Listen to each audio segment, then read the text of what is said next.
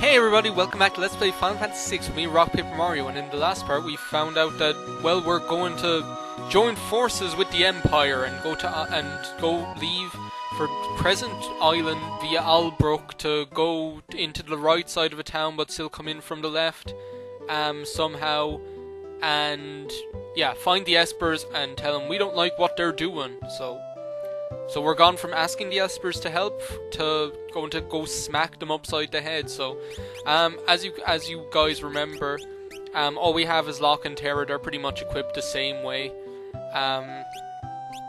Yeah. So anyway, let's go catch the boat.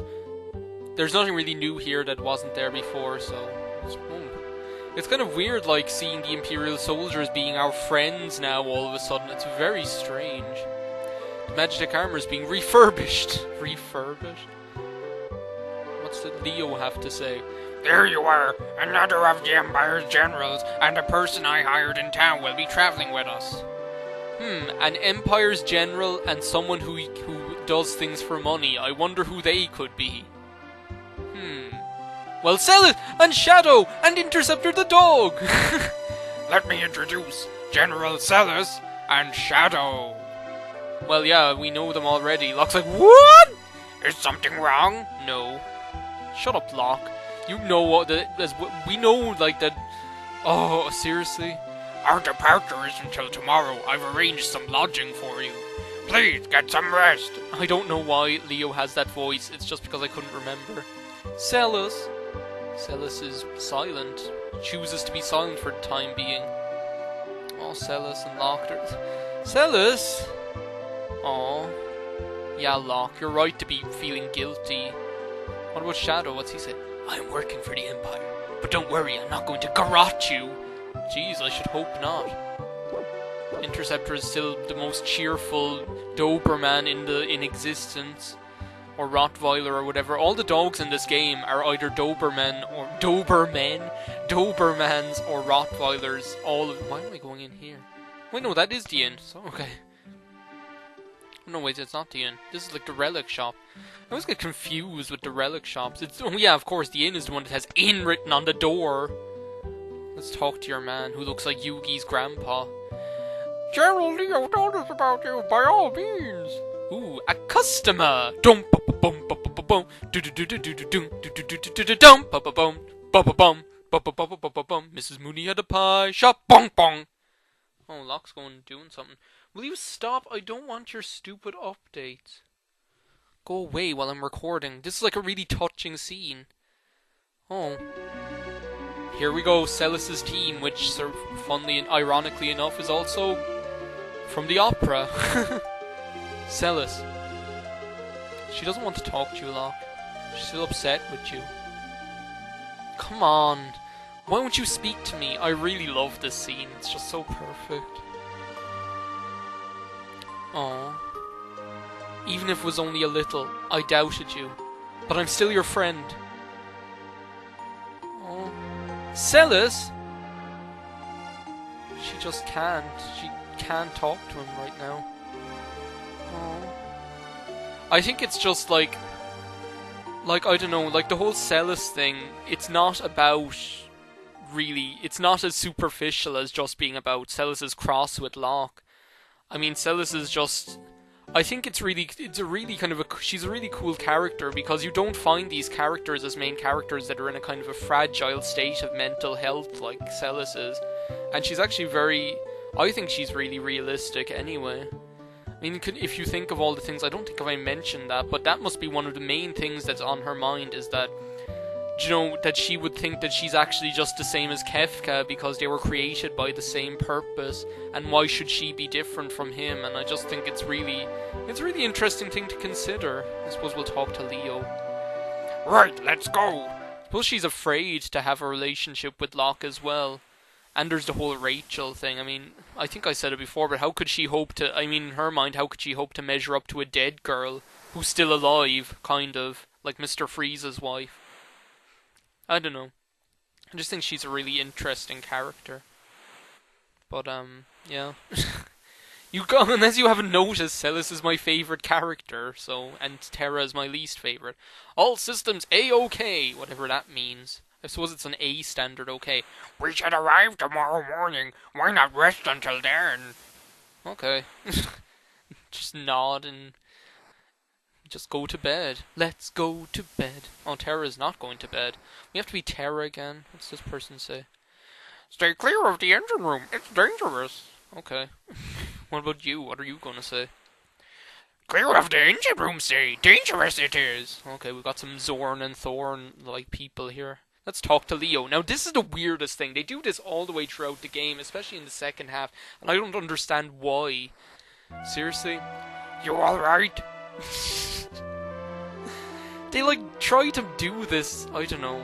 Looks like you're feeling better. It's not as obvious now, but it is later, and I just don't understand why it's there. Funny, isn't it? I was used by the Empire, even had my thoughts ripped from me, but here I am cooperating with the enemy. People is peoples. Rats is peoples. Frogs is peoples. Not all of us are like Kefka. Yeah, including Celis. Whatever she may think. What's with you? What do you mean, what's with him? He's just answering your question. I knew you were being used as a kind of biological weapon, and because I didn't do anything about it, I'm no different from Kefka. Well, you didn't kill millions upon millions of people. Just for no reason, just for the crack. I'm the product of a human and an Esper. Will I ever be able to love someone? Ah! Why? Oh my god, she's so annoying. She's like just some over-dramatic, self-analyzing teenager from Dawson's Creek or something. She's just like, oh, and why would she say this to Leo? She's only known Leo like 5 minutes, and she's like, and Leo's just like, I'm sorry for not stopping you being used as a weapon, and she's like, will I ever be able to love anyone? Of course! Leo sounds like the rock monster from the Never-Ending Story. You just see Leo going like, ah, a delicious looking limestone rock. But I haven't felt that way yet. Oh, I don't care, Terra. Leo doesn't care either. I don't know. You're just young, but I understand what you mean.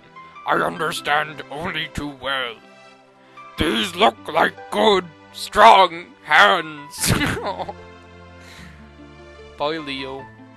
But they do that throughout the game. They try and do this thing where, like, Terra and Leo are, like, bosom buddies and have these deep conversations, and, like, Terra loves Leo and all this stuff, and it's just like, what? They like, just completely just put it in for no reason. I don't know. But I want to know what love is now.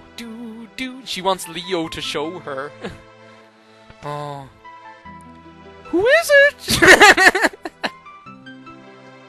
This is the most kooky episode. Oh, it's Shadow. Thought I'd sleep out under the stars. Why not? You seem like that kind of guy. Did you hear what we were just talking about? I didn't mean to overhear anything. It's just kind of... It's in the job description of being a ninja, I suppose. I can't help you. You must look within for answers. Well, there you go, talking like the Lion King again. Seriously? Terra. What? In this world are many like me who've killed their emotions. Don't forget that. Okay, this is one of those things that it means it just gains so much more gravitas your second time through the game, and if you know a bit about Shadow, it's just... It's very sad, I don't know. Shadow is one of the most... Whatever, like, it might not seem it now, but Shadow is one of the most fascinating characters in this entire game, right up until the very, very end. He's just so fascinating. Did you like my vomiting noise? Jeez, he doesn't sound very good. I think I'm gonna... What, you mean you haven't already?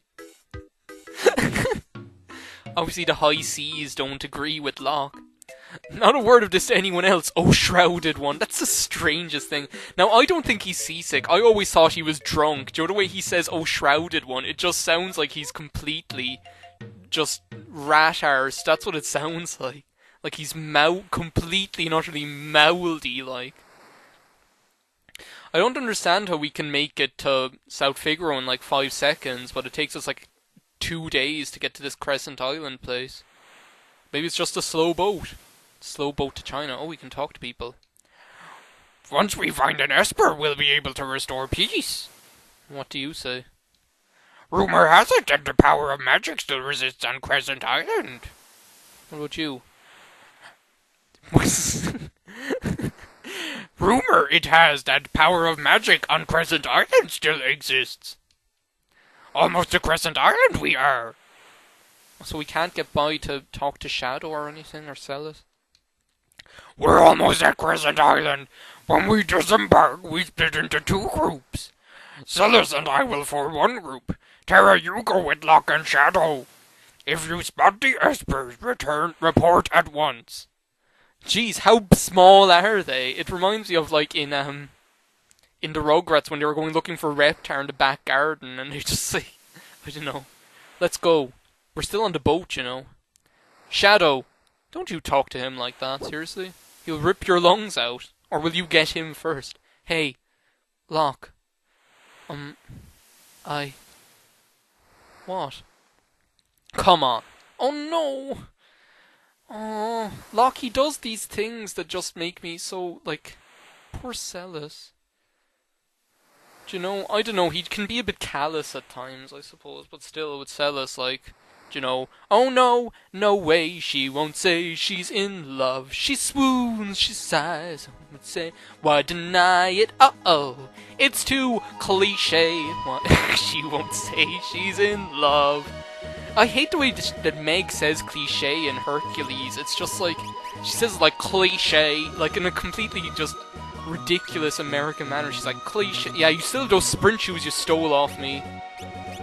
I can think of someone like stealing shoes in another game or something, but I can't remember what it is. Hey, what I like to do with the second Genji glove is I like to give it to Shadow here just to see how overpowered he can be when he has like the assassin and the thief knife appear, because like that raises his attack to ungodly levels and it'll make those shurikens really, really powerful. So the power sash is the best thing for him, really.